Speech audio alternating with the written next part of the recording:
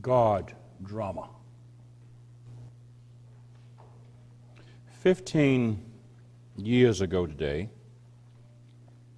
a massacre occurred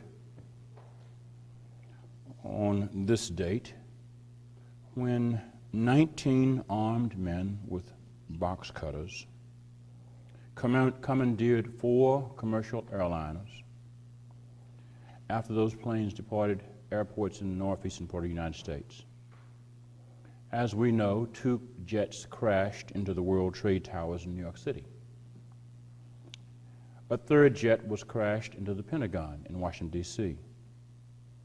Passengers on the 4th jet stormed the cockpit and forced the men who had commandeered it to crash it near Shanksville, Pennsylvania, before it could also be used as a weapon to launch an attack someplace in Washington, presumably either the White House or Congress.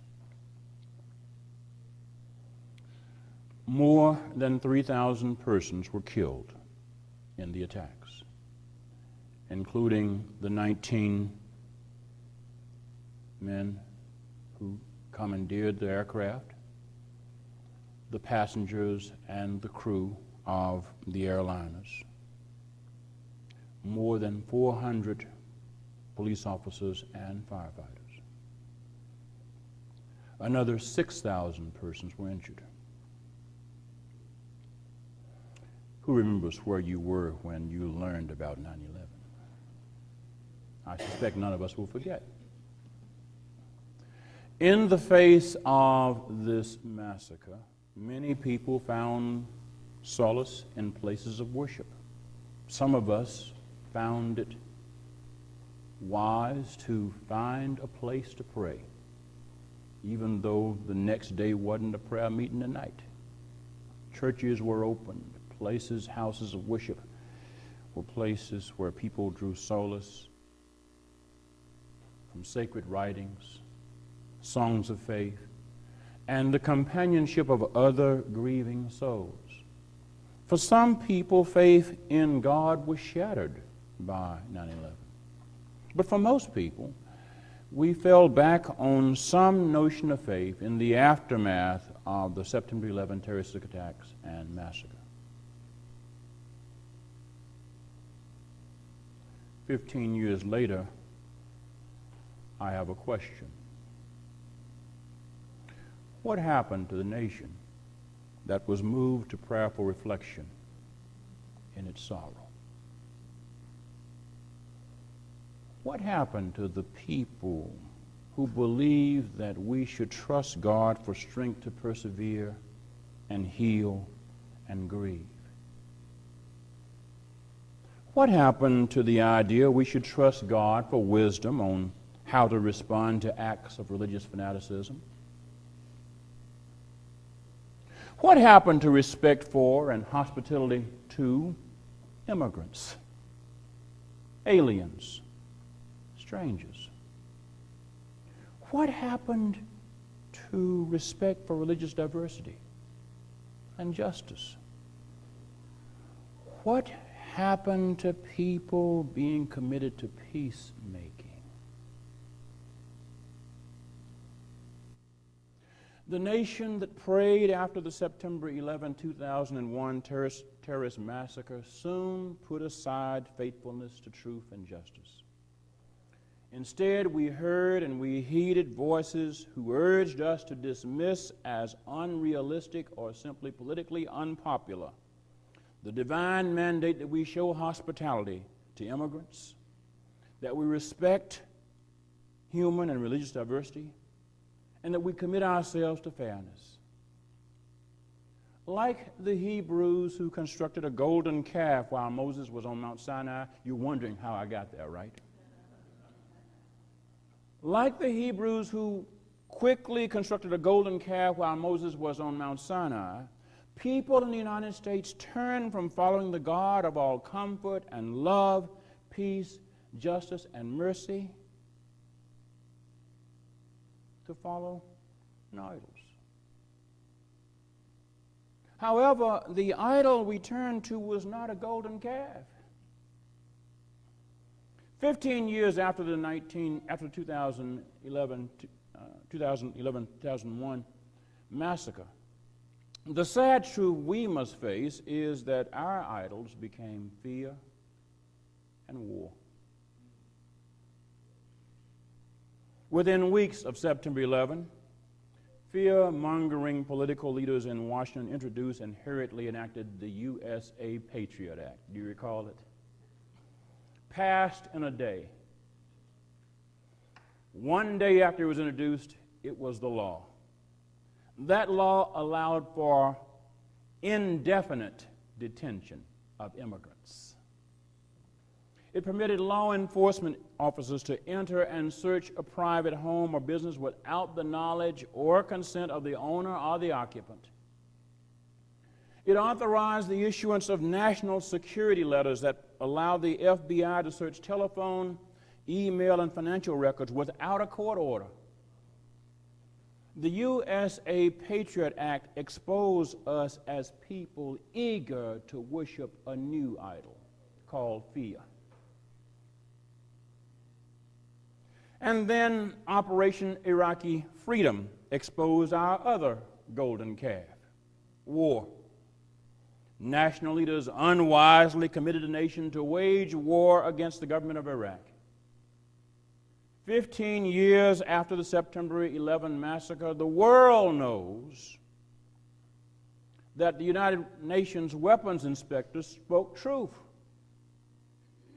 before the invasion, when they declared there were no weapons of mass destruction in Iraq.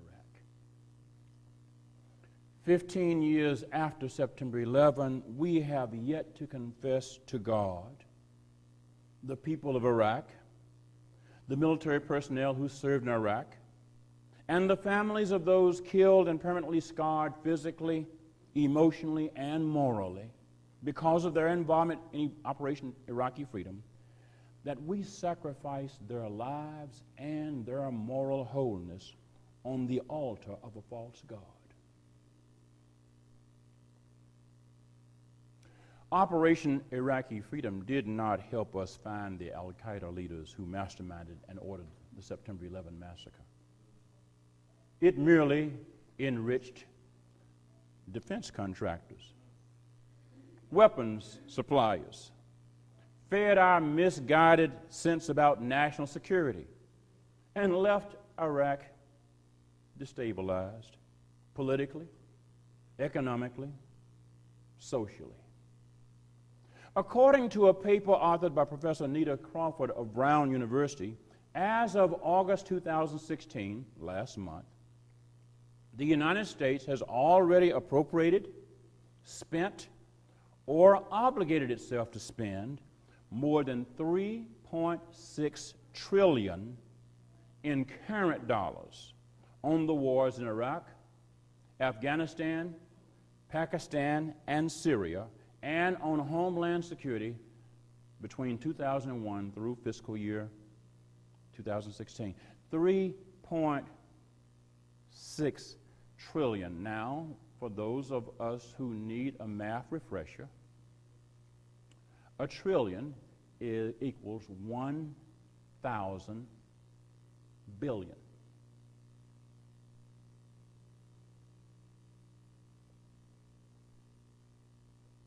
We have already committed ourselves to spend more than and almost $2,300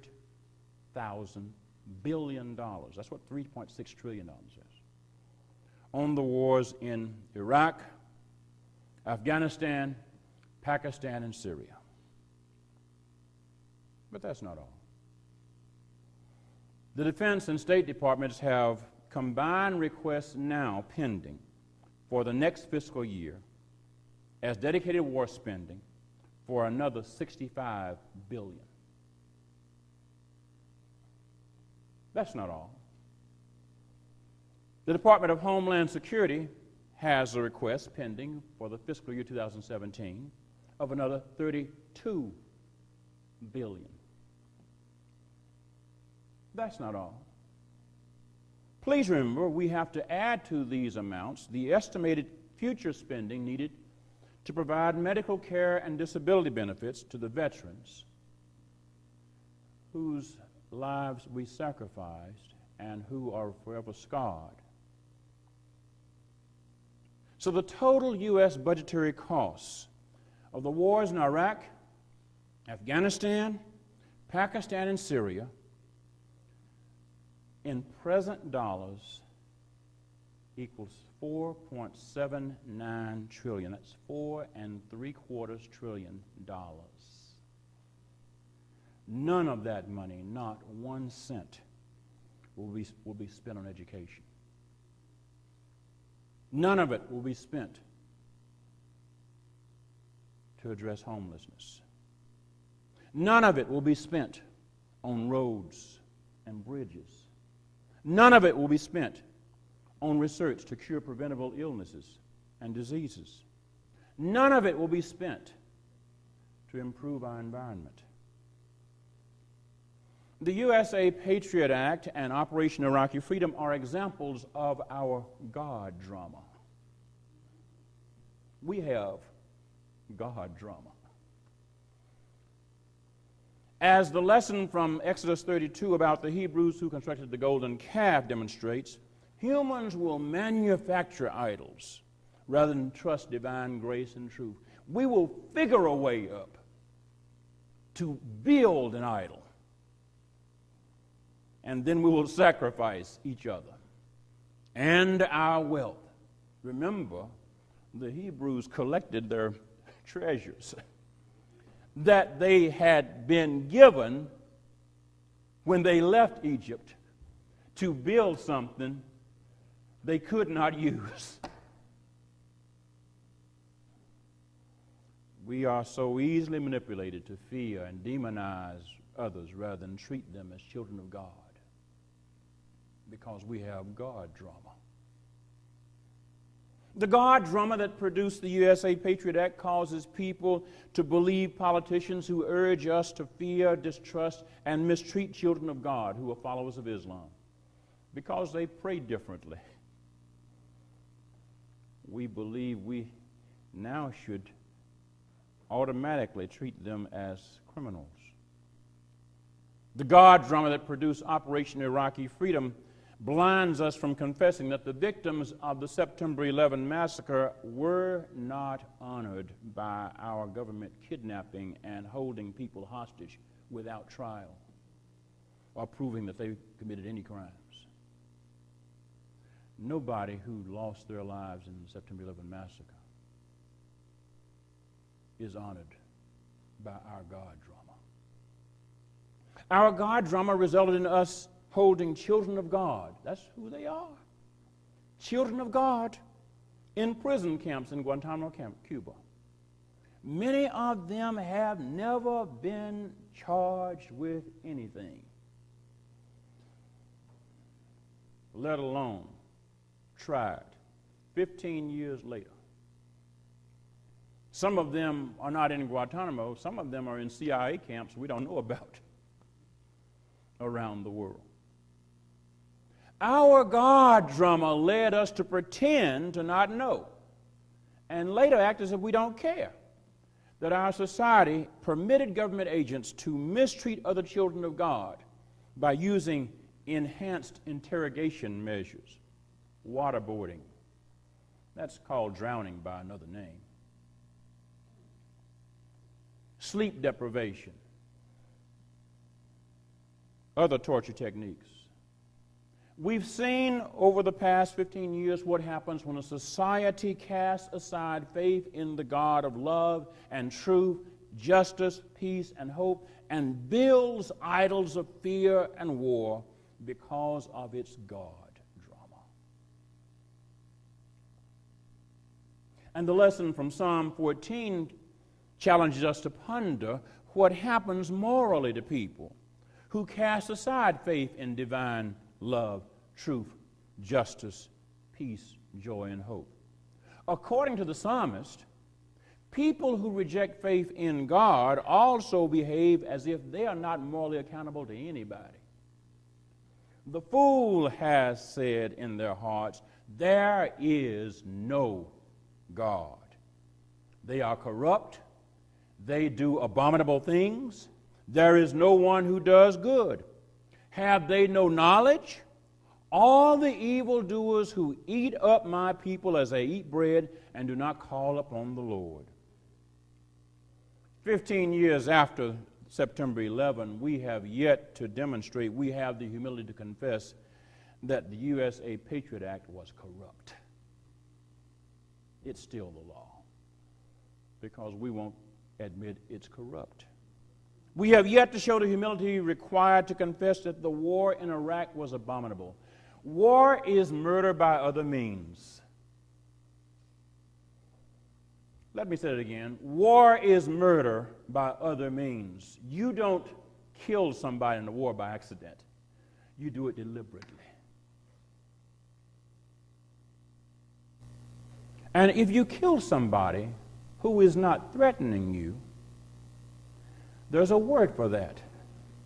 It's called murder. 15 years later, we don't have the ability to admit that we murdered Saddam Hussein. And did so proudly. We destroyed the society in Iraq, a society reaching back to ancient time. We destroyed historic artifacts of that nation that will never be restored. We have yet to admit that we sinned against the people of Iraq.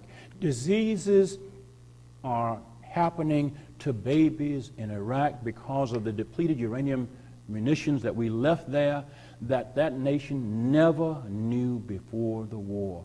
We have yet to confess that. Remember what the psalmist said? They are corrupt.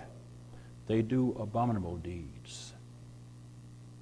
It is an abomination to commit murder and then chant USA, USA, USA. Do we have the humility, I will say that word again, the humility to admit that we sinned against the people who died and were wounded in that war no matter where they came from? The Iraqi civilians, the Iraqi military, the U.S. civilians, the other coalition partners. Do we have the humility to admit we sinned against God? Or are we so morally compromised as a society that we do not recognize the willful refusal to confess the sinful consequences of our God drama? You understand, it says something about the moral sensitivity of a nation, that 15 years out, we still can't say we were wrong.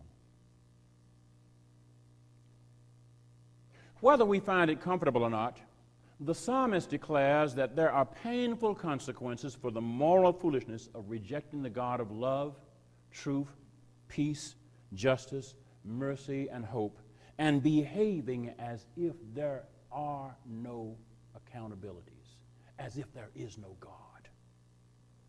Those consequences affect the most vulnerable people in a society first.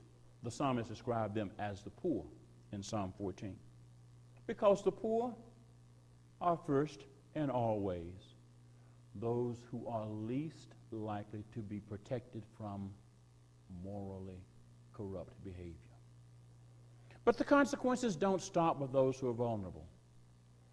God drama impacts everyone and everything in society one way or another. Remember that $4.79 trillion bill? Our children and children's children and children's children's children will pay that bill for our God drama. The psalmist was obviously grieved by the social impact of what I'm called God drama, yet he did not end his song in despair. The psalmist was comforted by the belief that, as the psalmist put it, God is with the company of the righteous. And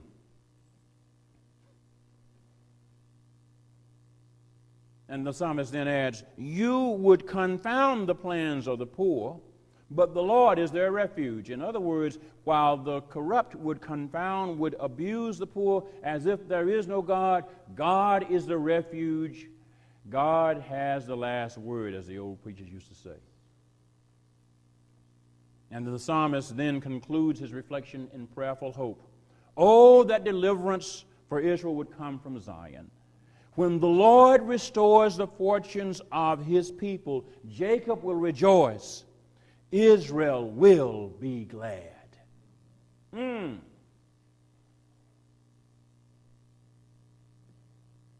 God knows and cares about us.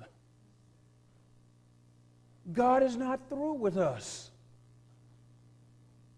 Despite our God drama, God has not abandoned us. I love that word in Exodus where God and Moses have this little discussion. It's not a little discussion when you think about it. God has some drama.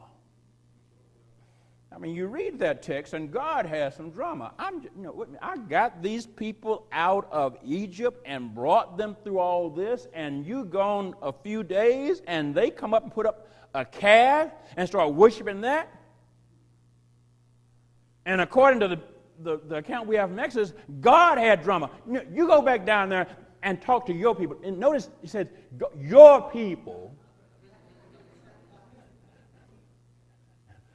God will say, my people have gone crazy. Your folks have gone out of their sanctified minds. And according to the text from Exodus, God says, listen, Moses, I don't have to put up with this. I got plenty of dirt. I can build another nation from you. I can start over. And Moses says, no, don't go there. Don't go there. I mean, your reputation will suffer. But remember the promises you made to Abraham and to Isaac and to Jacob. In other words, you keep your word, and you made an unconditional promise. And in this discourse between Moses and God, we get the impression that our God drama gives God drama.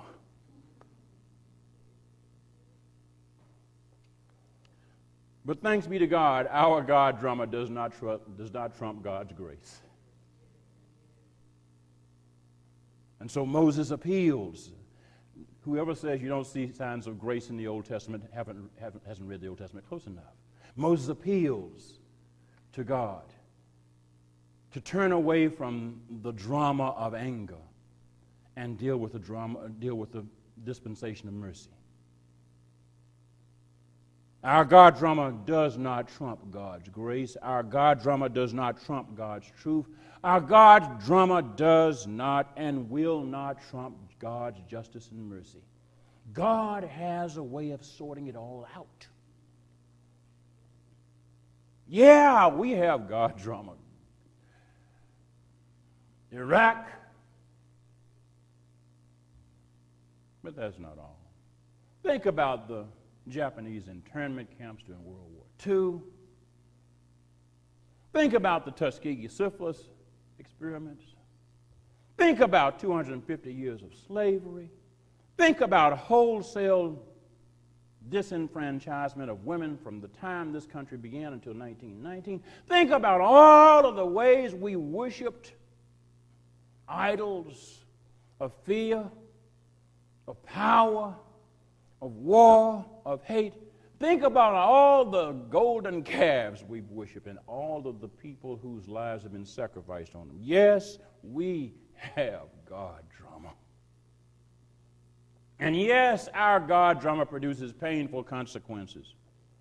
However, our God drama does not and cannot cancel God's love for us.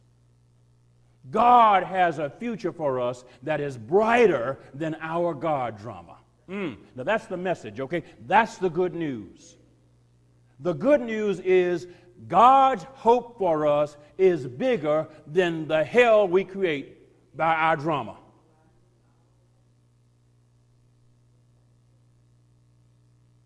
And so as people of faith, as people who follow Jesus, we should affirm and we must live in the power of this truth. Today, as we observe the anniversary of the September 11 massacre, tomorrow, and always, the good news is our God drama is not God. Amen.